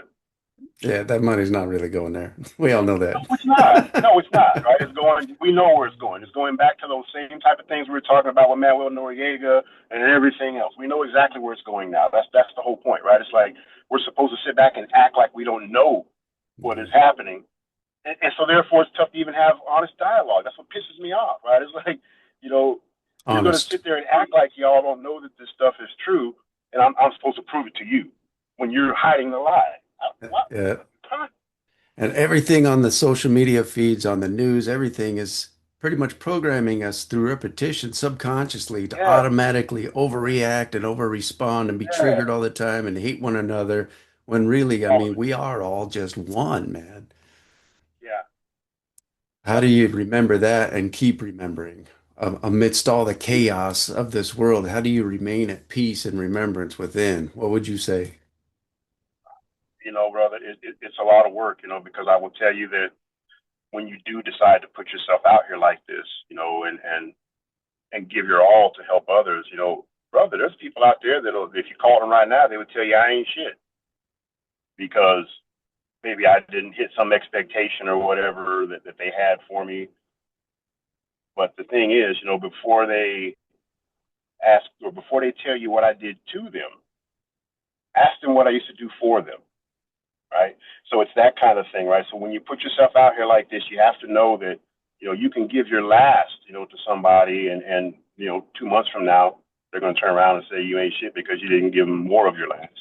Right. So it's, you just have to keep going, brother. You have to just realize, every time somebody says something hurtful, every time they do something hurtful or whatever it is, I just remember, like, you know what, all right, that's exactly why I'm here. Like, okay, I can take it. I get it, but damn if it doesn't hurt sometimes, but you just got to keep going, brother. You got to keep going because you understand that, at some point your purpose is all you've got. I love that. How can people get in contact with you, your organizations, if people are interested in doing Bufo in a way that is spiritual and purposeful, intentional?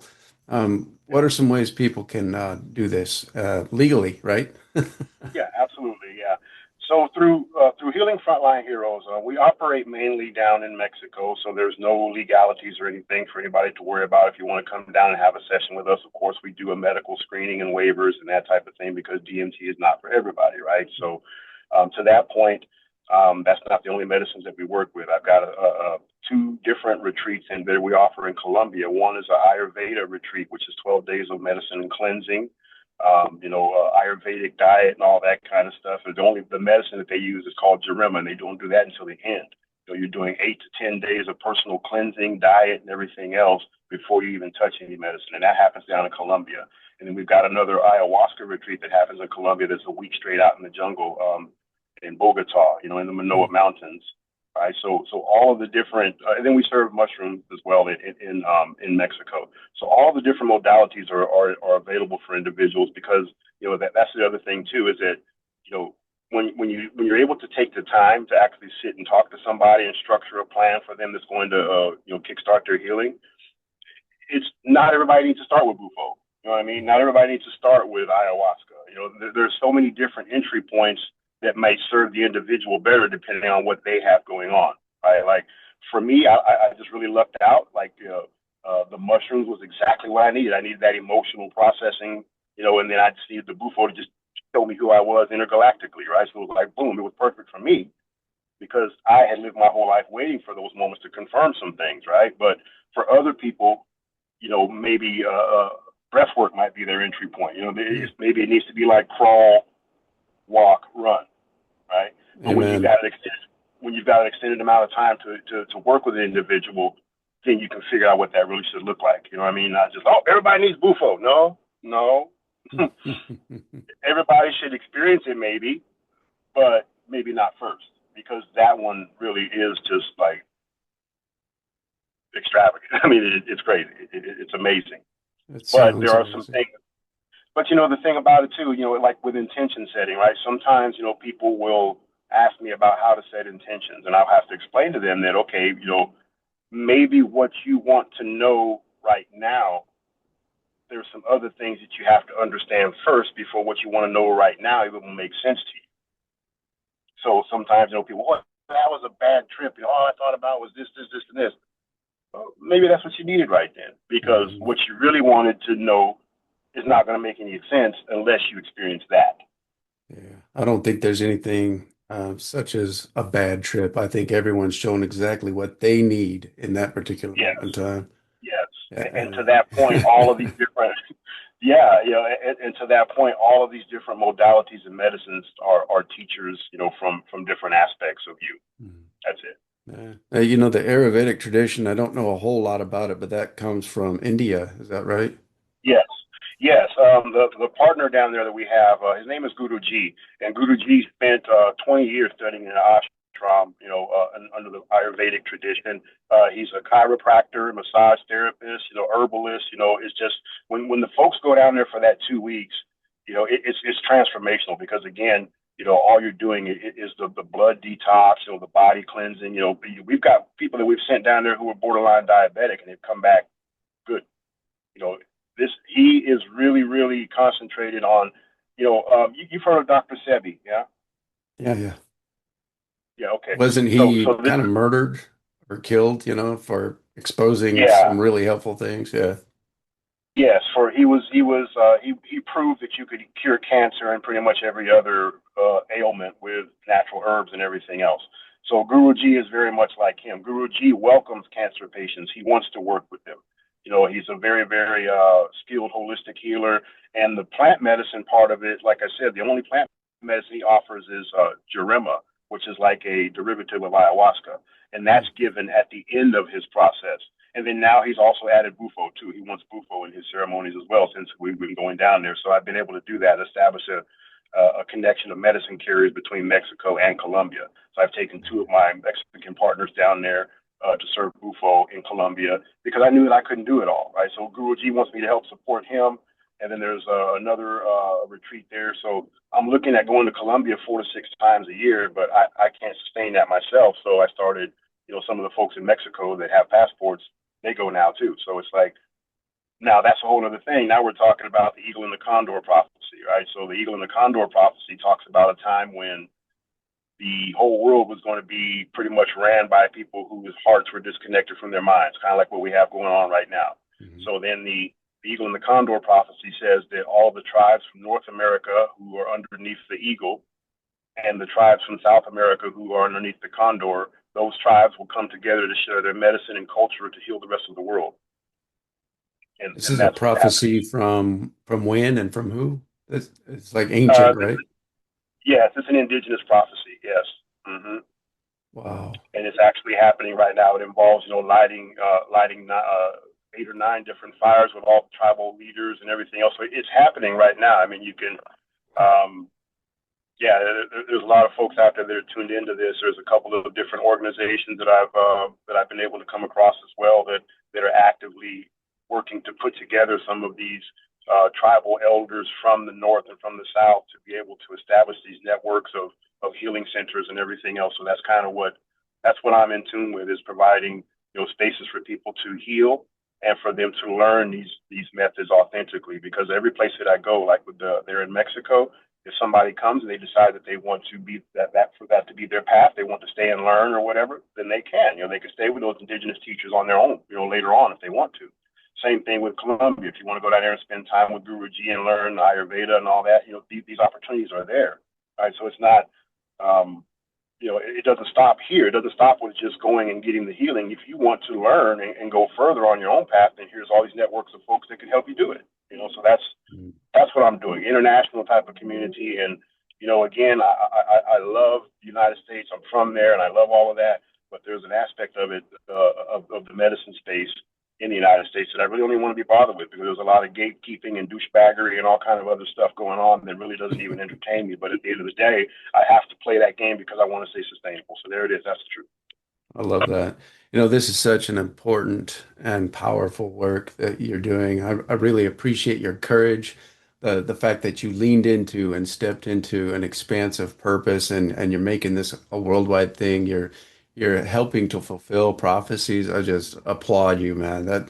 This is such a great opportunity for so many people out there to maybe they've been curious for years about plant medicines and just haven't had the courage to do it, or the legalities of them have just pushed them away from it. But the opportunities to us in this human condition are literally limitless. We only confine ourselves to these boxes because we're programmed that way from birth, and I'm just Yeah. excited to open the possibilities through you to everyone. Yeah, brother.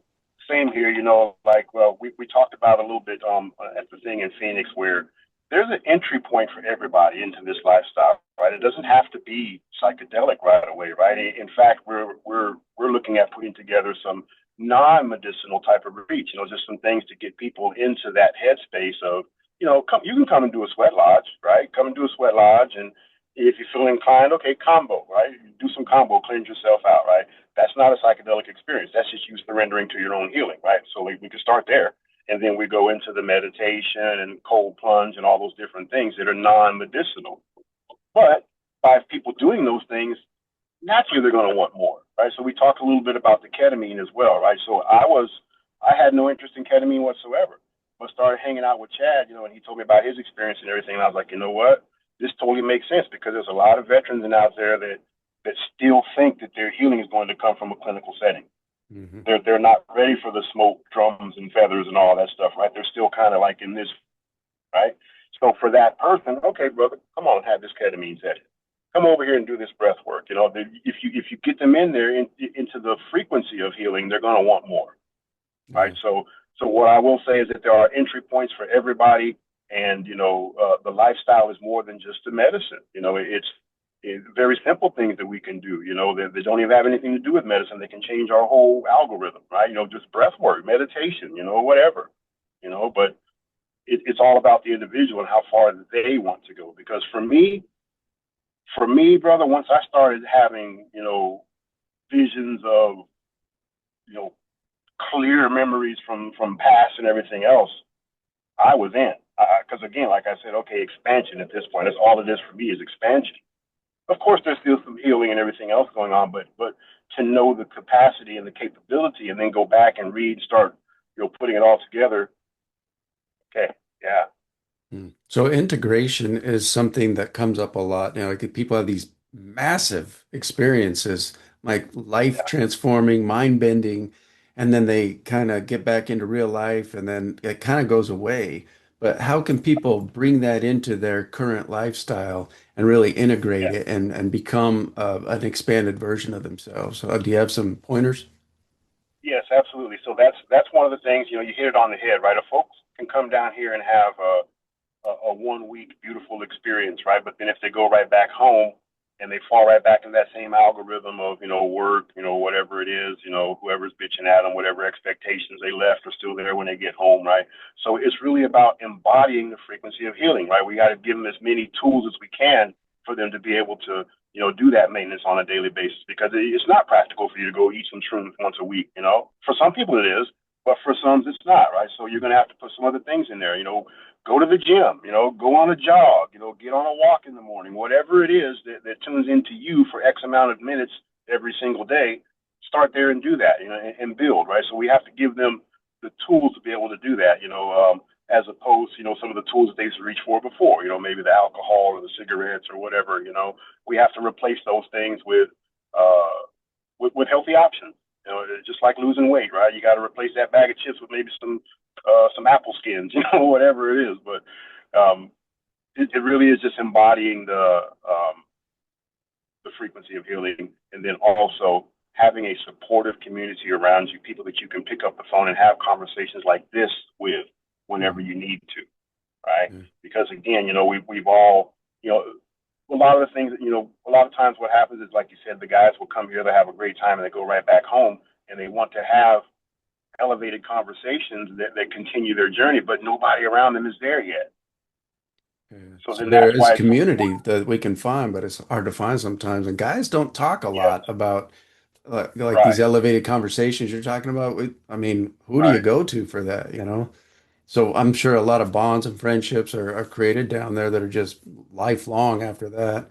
You did Yeah. say something, 2011, they introduced Bufo down there to a tribe that was having some methamphetamine issues and stuff. What was the outcome of all that? Because the results don't lie. What happened?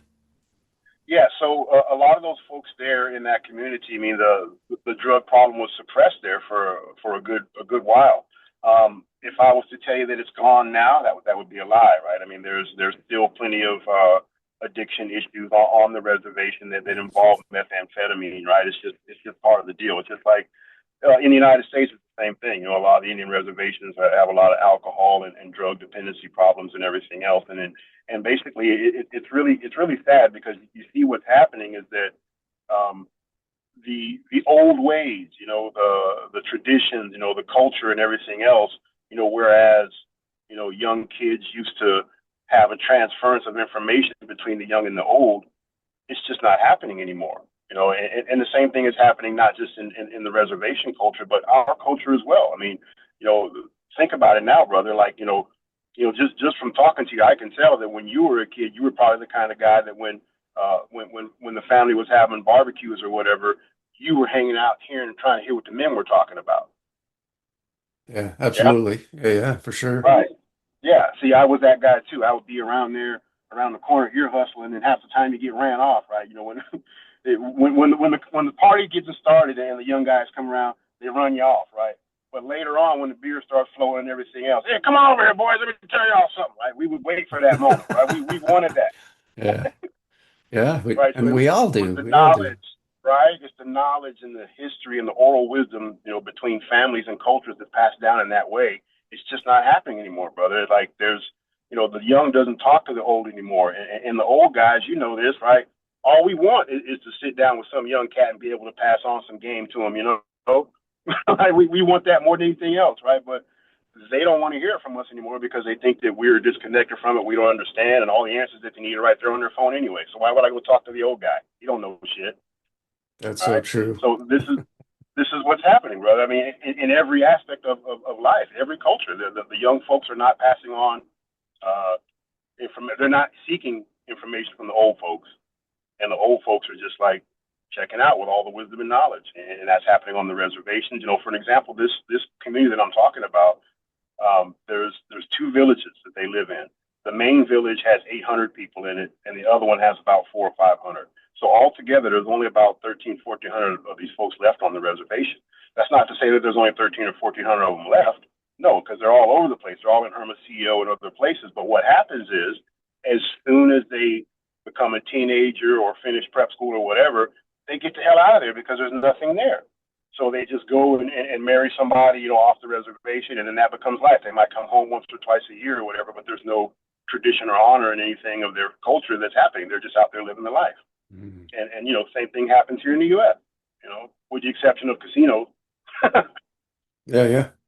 That I'm about to publish a book. It's called Beyond Triggers Part 4. It's about cultural trauma and how to really truly reconnect with the ancient civilizations through current lifestyle, Yeah. spirit work, soul work, like natural things like breath work, somatic releases, and plant medicine. And I really think it's important for me at this point to add some chapters into that book before it comes out, all about plant medicine, the work you guys are doing. This is all kind of a new world for me.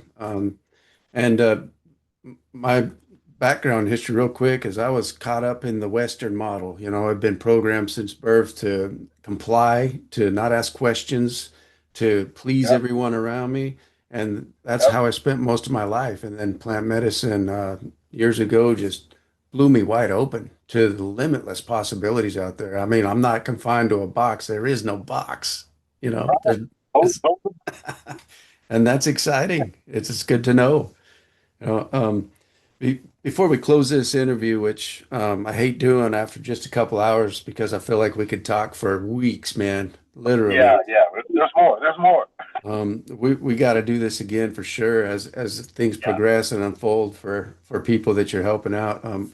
What Thank you, brother. are the different ways that people can access this information? Are there websites? How can they Yeah. find you? Like, what are the best places? Yes, the two organizations that I'm actually, working with and putting out there right now is the Healing Frontline Heroes. Of course, we are the retreat company, and we perform, 7-day retreats, 2-week retreats, whatever this individual needs. So that's Healing Frontline Heroes, and then we have a website there, healingfrontlineheroes.com. We're also on Instagram and Facebook at Healing Frontline Heroes. The other organization is Arizona Warrior Assembly. That's our nonprofit. That's a veteran and first responder medicine church and healing alternative healing modalities, but it's not just for veterans and first responders. Anybody who's interested in taking on the spiritual path to access these modalities is welcome to come there. So Arizona Warrior Assembly also has a website, and we're on Facebook as well. So those are the two organizations that we got going forward. So that's how you reach us, and please do. And these websites contain dates, pricing, different things like that. What can people expect to find there? Yes, on the Healing Frontline Heroes side, you can find the different offerings that we have. We offer the 7-day journeys. We also offer quarterly retreats down to the Seri Nation as well. So yeah, everything that we offer is on the sites. Excellent. I just want to acknowledge you before we close for the big cojones you've got, man, and the purpose that you found that you really leaned into and fully, and it's just gaining momentum and it's never going to end. It's never going to stop. These were prophecies that are being fulfilled that can't stop. This is happening. And I just want to tell you, I appreciate you so much for sharing so fully your story and everything that you're doing for others. Um, if you would quickly state your purpose and then a message you want to send out to the world, and then we'll end. My purpose is to help anybody who wants to remember who they are. It's not for me to tell you, but it's for me to help you remember. And once we do, we are good. Trust me on that, brother. I love Remember that. who you are. And would that be the message that you want to send out to the world as well, then? Just remember who you are. Remember who you are. That's it. Yes, plain and simple. Love that. Appreciate you, brother. Thank you so much for being with me today.